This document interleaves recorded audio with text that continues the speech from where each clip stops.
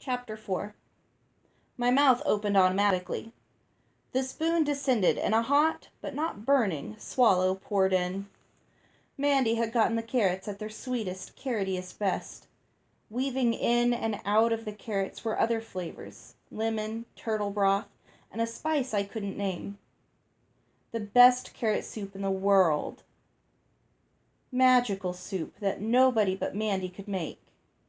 The rug. The soup. This was fairy soup. Mandy was a fairy. But if Mandy was a fairy, why was Mother dead? You're not a fairy. Why not? If you were, you would have saved her.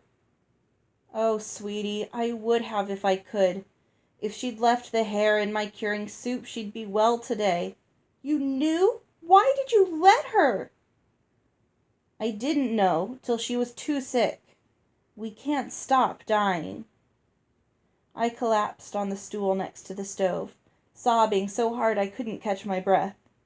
Then Mandy's arms were around me, and I was crying into the ruffles along the neck of her apron, where I had cried so many times before for smaller reasons. A drop landed on my finger. Mandy was crying too. Her face was red and blotchy. I was her fairy godmother too, Mandy said, and your grandmother's. She blew her nose. I pushed out of Mandy's arms for a new look at her.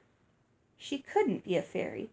Fairies were thin and young and beautiful.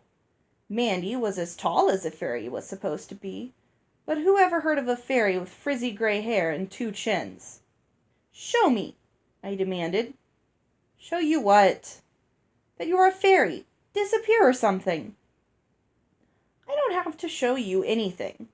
And, with the exception of Lucinda, fairies never disappear when other creatures are present. Can you?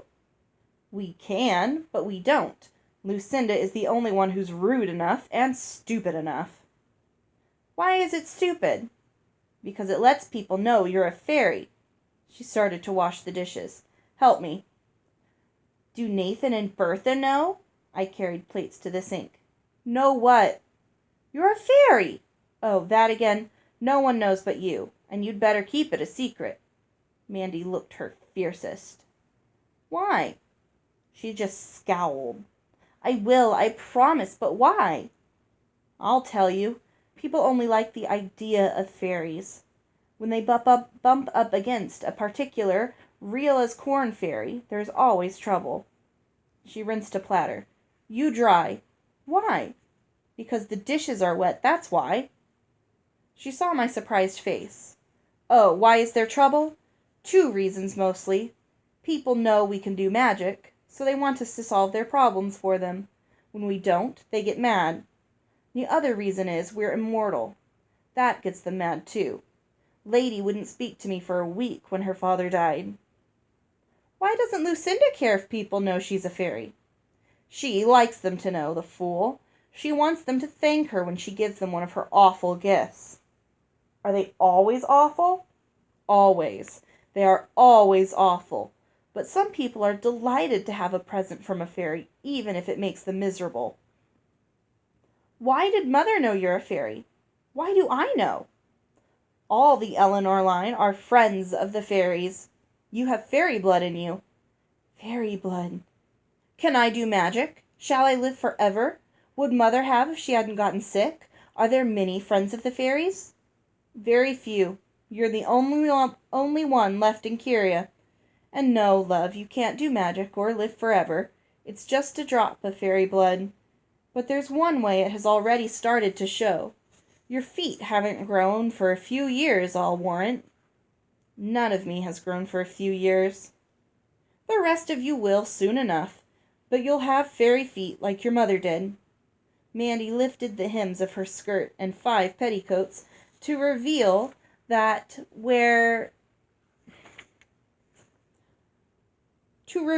feet that were no longer than mine.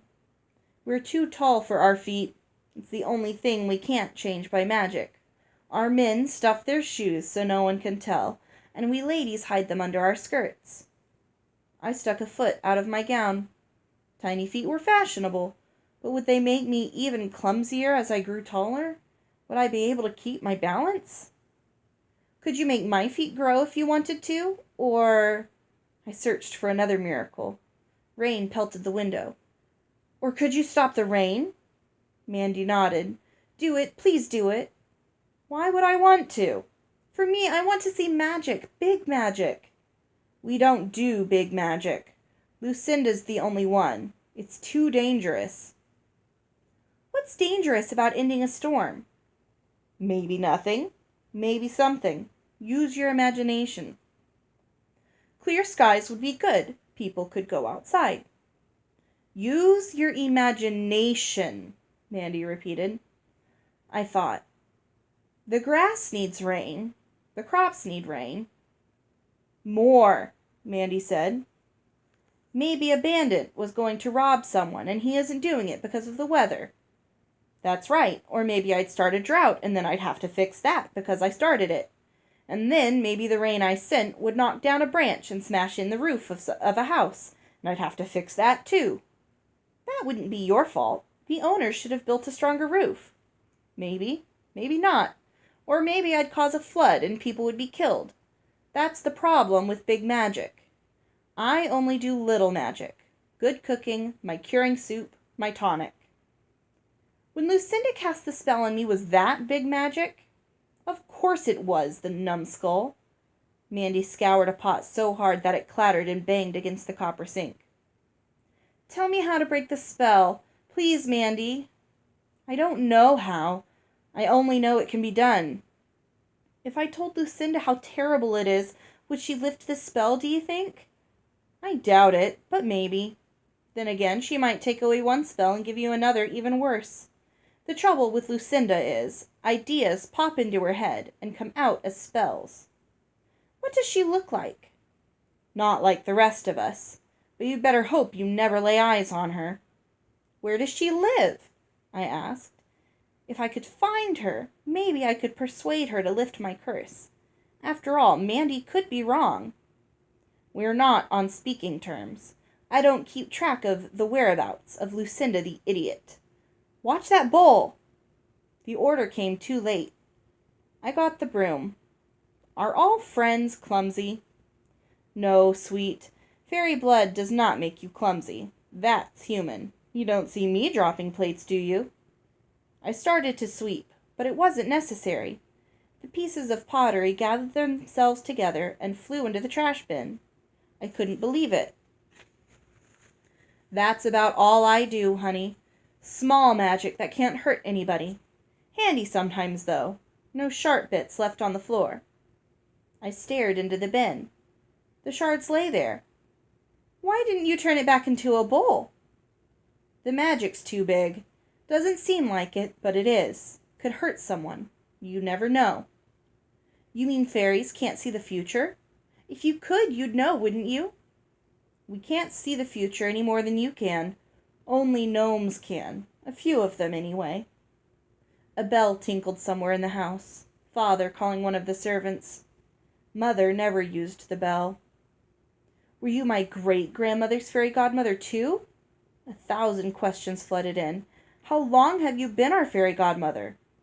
How old was Mandy, really? Bertha came in. Sir Peter wants you in the study, miss.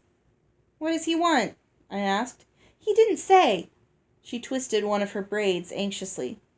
Bertha was scared of everything. What was there to be afraid of? My father wanted to talk to me. It was only to be expected. I finished drying a plate. Dried another. Then a third. Best not tarry, little mistress, Bertha said. I reached for a fourth dish. You'd better go, Mandy said, and he won't want to see that apron. Mandy was frightened too. I took off the apron, and I stopped just within the doorway of the study.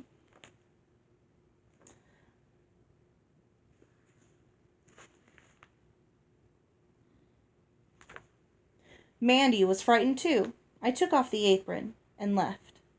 I stopped just within the doorway of the study. Father sat in Mother's chair, examining something in his lap.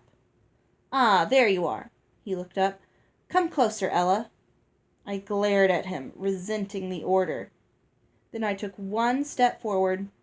It was the game I played with Mandy. Obedience and defiance. I asked you to come closer, Eleanor. I came closer. Not near enough. I won't bite you. I only want to get to know you a bit. He walked to me and led me to a chair facing him. Have you ever seen anything as splendid as this? He passed me the object he'd had in his lap. You can hold it. It's heavy for its size. Here. I decided to drop it since he liked it so much. But I glanced at it first, and then I couldn't. I held a porcelain castle no bigger than my 2 fists, with 6 wee towers, each ending in a miniature candle holder.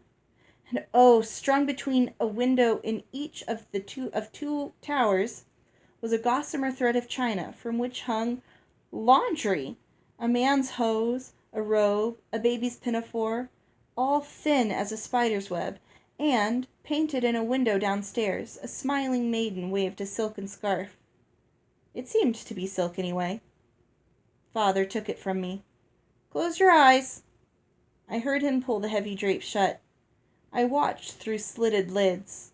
I didn't trust him. He placed the castle on the mantel, put in candles, and lit them. Open your eyes.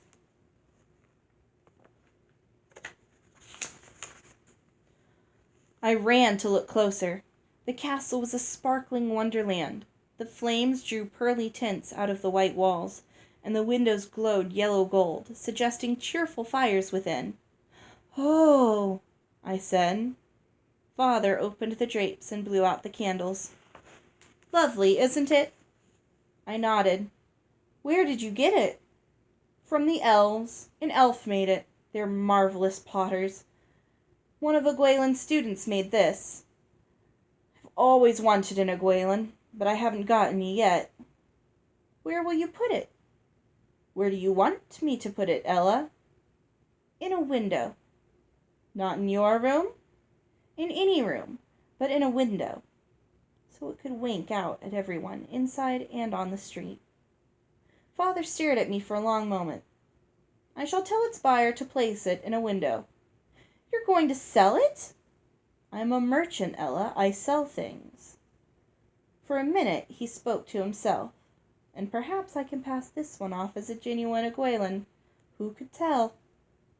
He came back to me. Now you know who I am, Sir Peter, the merchant. But who are you? A daughter who used to have a mother. He waved that aside. But who is Ella? A lass who doesn't wish to be interrogated. He was pleased. You have courage to speak to me so. He looked me over. That's my chin. He touched it, and I drew back. Strong, determined. That's my nose. I hope you don't mind that the nostrils flare. My eyes, except yours, are green. Most of your face belongs to me. I wonder how it will be on a woman when you grow up. Why did he think it was fine to talk about me as though I were a portrait instead of a maiden? What shall I do with you? He asked himself. Why must you do anything with me? I can't leave you to grow up a cook's helper. You must be educated. He changed the subject. What did you think of Dame Olga's daughters? They were not comforting, I said. Father laughed, really laughed, head back, shoulders heaving. What was so funny? I disliked being laughed at. It made me want to say something nice about the loathsome Hattie and Olive. They meant well, I suppose. Father wiped tears from his eyes. They didn't mean well. The older one is an unpleasant conniver like her mother, and the younger one is a simpleton. It never entered their heads to mean well. His voice became thoughtful. Dame Olga is titled and rich. What did that have to do with anything? Perhaps I should send you to finishing school with her daughters. You might learn how to walk like the slip of a thing you are, and not like a small elephant. Finishing school? I'd have to leave Mandy. And they'd tell me what to do all the time, and I'd have to do it, whatever it was. They'd try to rid me of my clumsiness, but they wouldn't be able to, so they'd punish me, and I'd punish them back, and they'd punish me more. Why can't I just stay here? I suppose you could be taught by a governess if I could find someone. I would much rather have a governess, Father. I would study very hard if I had a governess. But not otherwise? His eyebrows rose, but I could tell he was amused. He stood and went to the desk where Mother used to work out our household accounts. You may go now. I have work to do. I left. On my way out, I said, Perhaps small elephants cannot be admitted to finishing school. Perhaps small elephants cannot be finished. Perhaps they... I stopped. He was laughing again.